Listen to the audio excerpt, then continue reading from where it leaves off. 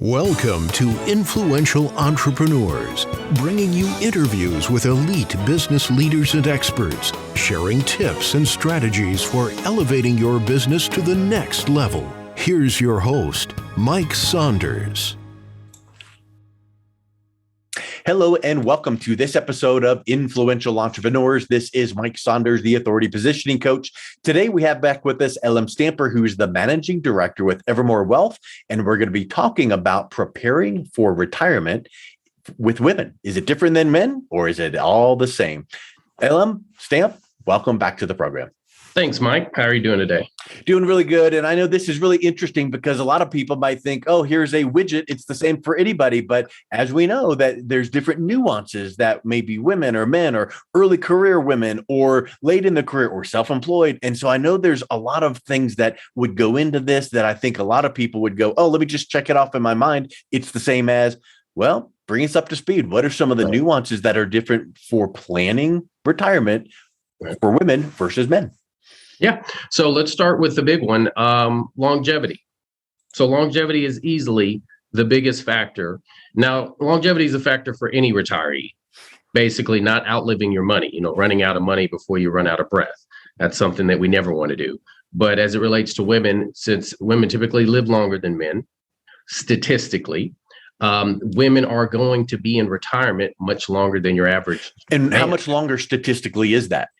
Well, you figure it depends if they're married or single. So if we just take if we just take standard life expectancies, your average guy goes, healthy individual will go to about 85, healthy woman will go to about 88, 89. So if you're just taking two single folks, you could say maybe 3 to 4 years. But the reality is married couples, statistically, not only do they both live longer, but the surviving spouse lives longer. So sometimes that 4 or 5 year period could stretch out to 8, 9, 10 years. Wow. So it's not uncommon that, for instance, maybe the man passes at 85 or 83 and the woman lives to 95 or 100. So that's interesting. Yeah. Yep. So the longevity is the number one factor. So we have to plan for that. And longevity could also mean this. If you're taking care of yourself and living 3 to 5 to 7, 8 years longer, you might be even active in those years or able to travel or needing a lifestyle that would require some retirement funds. So that's a really interesting point. I hadn't thought of it that way before. Yeah. It's funny. You talked about travel. We kind of have a joke about the 3 stages of retirement. So let's say you retired at 65 or 67, which is the full retirement age for Social Security. The 67 to 77 is called your go-go years.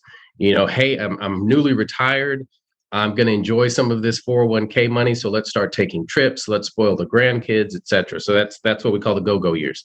From 77 to 87, we call those the slow go years. So you start to slow down a little bit. Right. You kind of take it easy, not as many trips. And then typically that 85, 87 and beyond is the no-go years, where you really, really slow down. But to your point, with advances in medicine, there are plenty of seniors in their late 80s, early 90s that are still kind of out there jet setting and enjoying themselves. Yeah. And even advances in medicine, and that's true, but even just people taking more care of themselves, health-wise, exercise, nutrition, along with advances of medicine. So it might not even be, hiking 14ers, traveling. It might just be, I'm getting out and about.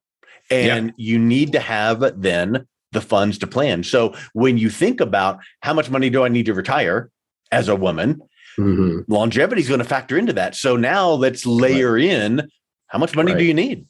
Right.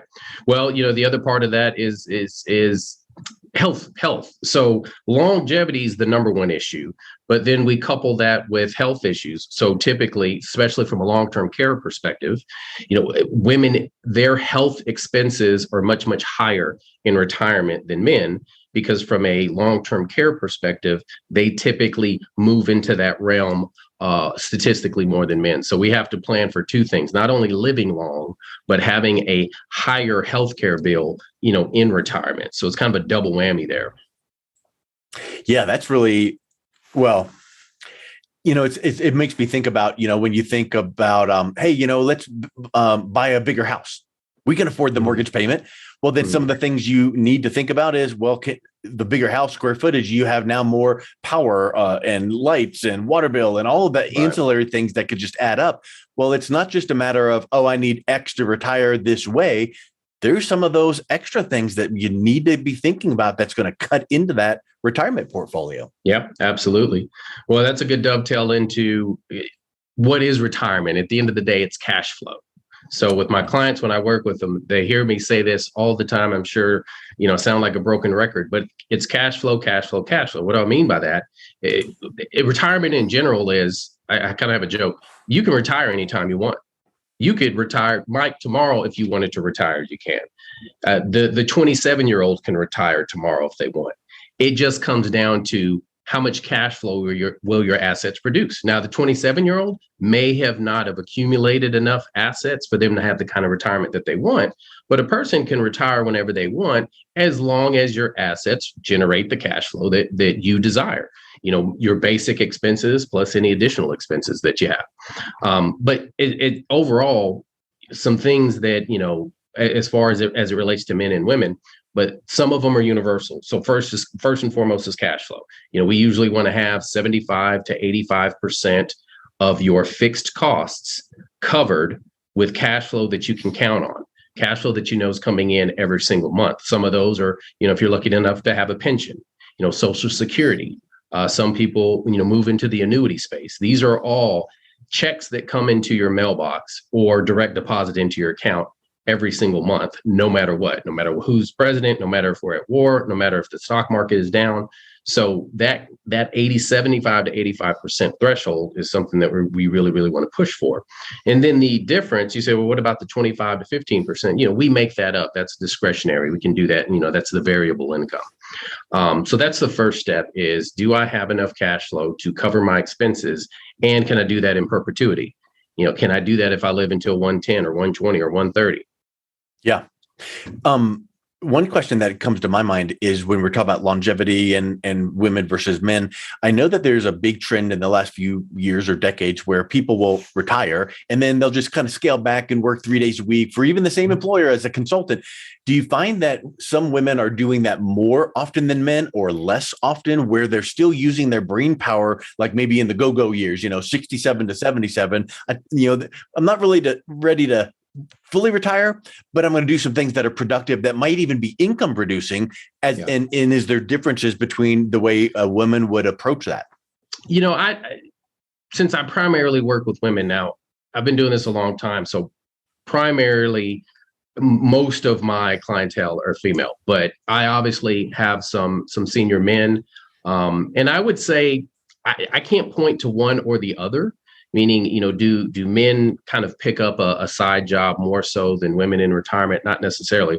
I do. What I tell you, I do see though, is more nonprofit and more charity work done by women. Now, I'm not saying by a landslide. It's not an 80-20 kind of deal, but I do notice a lot of my clients who are retired, they're not really doing, the ones that are active aren't really doing so much extra consulting work or anything like that, or side giving jobs. of their time. It's more so giving back. Yeah. It's more and giving which back is great. Involves time and can involve some money. They might be giving back to that nonprofit, that charity, that local cause, and they might need some funds to support that, which then ties right back into what we're talking about.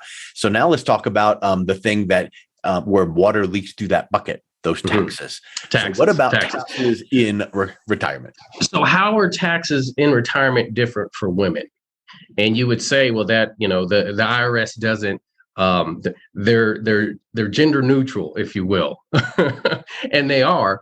But if you think about it, if a woman is going to live longer than her husband, and there are same-sex marriages as well.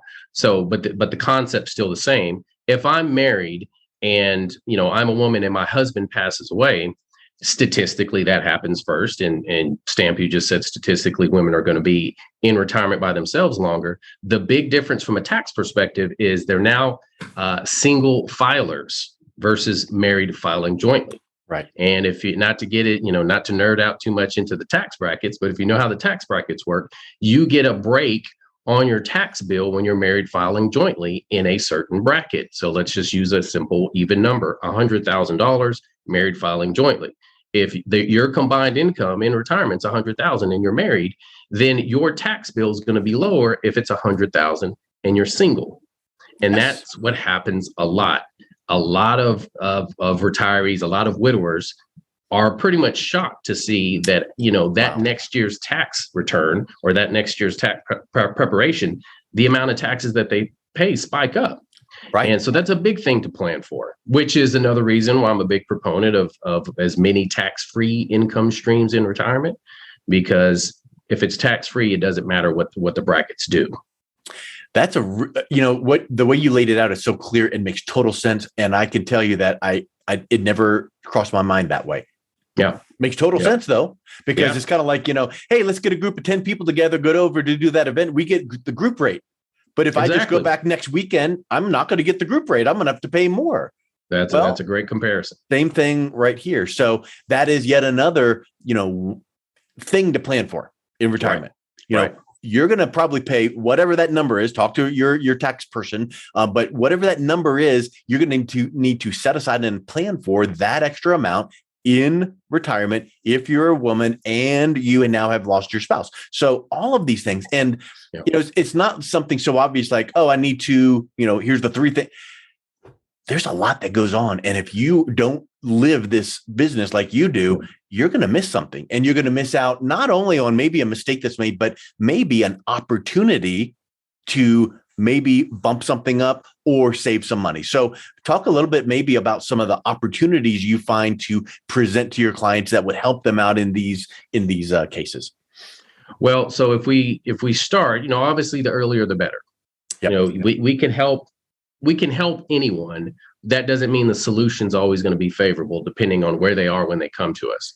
So earlier the better. But how do we mitigate a lot of this? First and foremost, we save a proper percentage of our income every month. We want to make sure it's growing. We all agree on that, but it's really the diversification.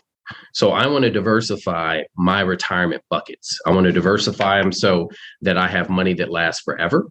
I want to diversify them so that I have money that grows with inflation, more so than these other buckets. I absolutely want to diversify it from a tax perspective so that, again, if tax rates double, it doesn't matter. 0% is 0%. I want to diversify from a healthcare perspective. So maybe some of my strategy is intended to take care of those healthcare costs on down the road. So if I'm a 50-year-old woman and still working and I probably won't retire for another 15 years, if I can set in things in place that'll take care of me when I'm 85 or 90, then it's a lot easier to do it and get ready for that when you're 50 than to try to do that when you're 75 or you're 80. Or better yet, 40. Legacy. Or you're 40. Yeah, exactly. Yeah. And then legacy transfers. Like if that's important to me, I want to make sure that the money goes to who I want it to go and how I want it to go, whether that's directly to that individual or if I want to put it in trust. So, from income, from health, from taxes, from estate planning, those are all the pieces that we put together. That's why it's really important to have a broad, diversified saving strategy and work with somebody who knows what they're doing. Yep. Because you need to know like Stephen Covey used to teach, begin with the end in mind. And if you want your retirement to look like this, whatever this is for you, then that must mean you need to prepare here and then have this amount. And then back here, have this started and have this contingency planned for, so that you don't have to, like, how long will my money last? Well, I am a female so maybe till age whatever. Well, you need this amount of money to last. Well, then there's variables that jump into that. Like you said, like what if the taxes go up, or because they will, what if, inflation causes rate of return on, invest. All of these things can chip away at that. And, let's not live on the beans and rice lifestyle. We might want to enjoy the fruit of our decades of work and might want to travel or do some fun things or give back to the grandkids or the community. All of that ties into how women can plan properly for retirement and have all the bases covered. And then, if Stamp tells me I need to have all of this covered and then this piece and this piece didn't really happen, good. Mm-hmm. Good. That whole didn't flow out. It's just more for you there, but you'll feel better that you plan for it. Yeah. You said something really good. Begin with the end in mind. Yeah. So through our process, ultimately we get to the retirement meeting. And that's one thing I really love to do to help folks, especially the younger they are, younger being, 40, 45, 50. I love to say, let's see what retirement looks like, because a question I ask folks a lot is, okay, so we're starting to work together, and I say, all right, Mike or Denise or Linda, whoever I'm working with, why are you putting money into your 401k? And they'll say something like, well, I'm putting it away for retirement. And I say, okay, that's right. How will you take the money out in retirement? And they say, lots of times I get, oh, I'll take it out to travel and to pay for expenses and yada, yada. And I said, well, that's actually what you're going to do with the money once you take it out. How are you going to take the money out systematically from your investment accounts in retirement?